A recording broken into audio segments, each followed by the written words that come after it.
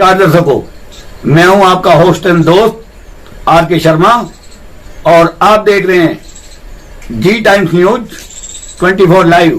आज के मुख्य समाचार। हमरा हाथ में कम से कम 40-50 बेर हथकड़ी लागल बा। 11 रुपया चंदा और 11 गो वोट के व्यवस्था हमरा लग चाचा रउआ करे के पड़ी। राउर जिम्मेवारी बाटे। मनीषबा मोदी जी के दम पे नहीं के चुनाव लड़त, राहुल गांधी के दम पे चुनाव नहीं के लड़त, लालू जी के दम पे चुनाव नहीं के लड़त, नीतीश जी के दम पे चुनाव नहीं के लड़त। मनीषवा अपन गार्जियन लोग के दम पे चुनाव लड़ता, अपन भाई लोग के दम पे चुनाव लड़ता। रउआ घूमे के पड़ी। हमरा लगे केहू स्टार प्रचारक नहीं खे कि हेलीकॉप्टर से गड़गड़ गड़गड़ गड़गड़ गड़गड़ करत आई। 1 लाख लोग के रोजगार दे, मुँह स्टाम्प पेपर पे लिख के दे। एगो दवा के बिना जौन बाटे बेड पे मर जाता टे लोग, आ हमनी के धृतराष्ट्र पट्टी बांध के दिल्ली देखेंगे। और घर आजा परदेसी तुझे देश बुलाए रे, घर आ जाए लेकिन बिहार के मजदूर अब की दाव चुनाव बोलावता रौनी के। अगर रउआ केस करे जाता नहीं और केस करेला अगर केहू पैसा मांगता तो या तो थाना में थाना प्रभारी रहियन या तो रउआ सदन में मनीष कश्यप रहियन। 6ठा क्लास से लेके मास्टर डिग्री तक 25,000 लड़की के फ्री ऑफ कॉस्ट पढ़ाए। एगो झूठ FIR ना होके देम। वीडियो बनावे के वजह से केस होई तो Manish Kashyap free of cost उ लोग ला केस लड़ियन। जब रउआ हमरा के 11 रुपया चंदा देम और कम से कम 11 गो वोट के व्यवस्था करेम तब टनाटन हुई, ना तो ना हुई। हमर जे बूथ अध्यक्ष भी रही, जे हमर सपोर्टर भी रही, जे हमरा लग काम करी, ओकरो के रोजगार। अगर दाखिल खारिज लाख, कौन सी लाख, 1 रुपया घूस लागी और रउआ सबूत लेके आएम तो या तो सांसद मनीष कश्यप इस्तीफा दियन आ या तो जौन घूस ले रही ओकर भरपूर व्यवस्था हुई।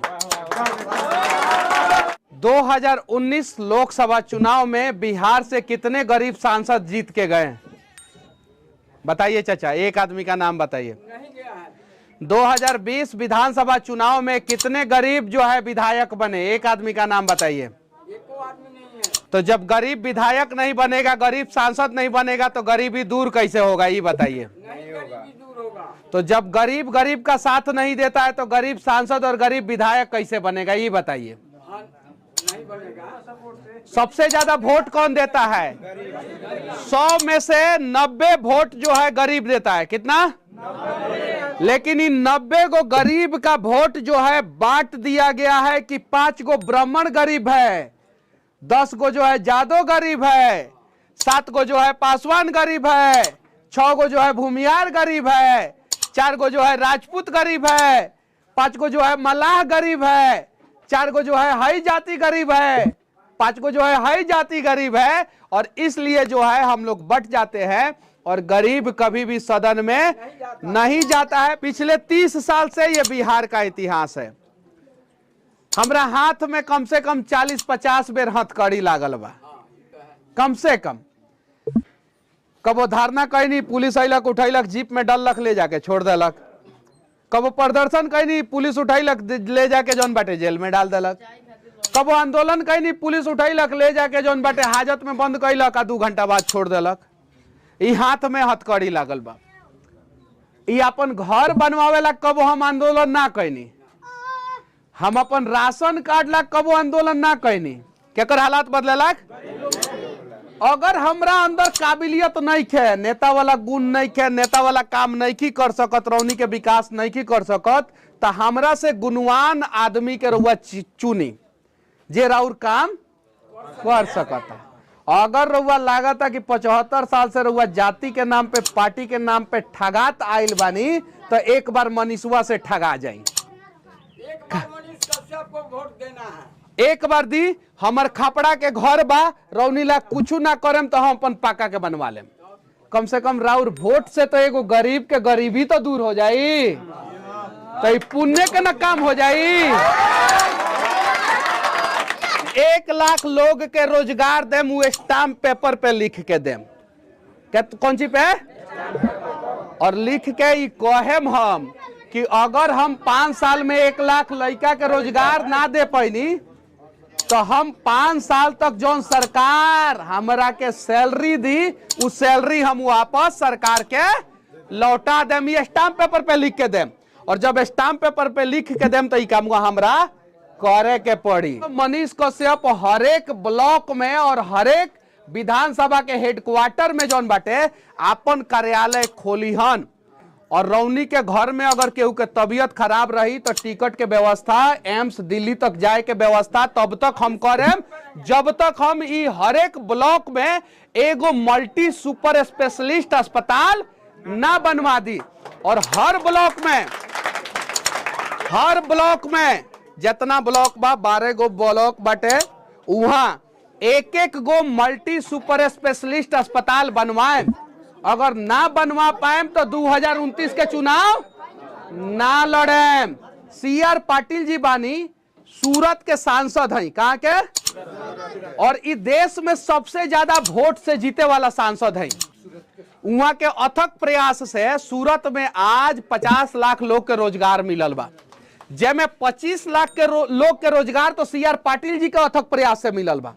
तो एगो सांसद गुजरात के अगर सूरत में 25 लाख लोग के रोजगार दे सकता तो मनीषवा का पश्चिमी चंपारण में 1 लाख लोग के रोजगार दे के दे सकता। अब पूछी कैसे दी? वहां के लोग CR पाटिल जी पे भरोसा कैलक कि ना कैलक? रउआ हमरा पे भरोसा करी। अगर रोजगार क्यों नेता देवे के बात करो तो कहीं दीजिए, स्टाम्प पेपर पे लिख के दे दीजिए, तब आप उसको चुन दीजिए। अगर वो स्टाम्प पेपर पे लिखने का हिम्मत नहीं कर रहा है तो समझिए कि 5 साल फिर आपको ठगेगा।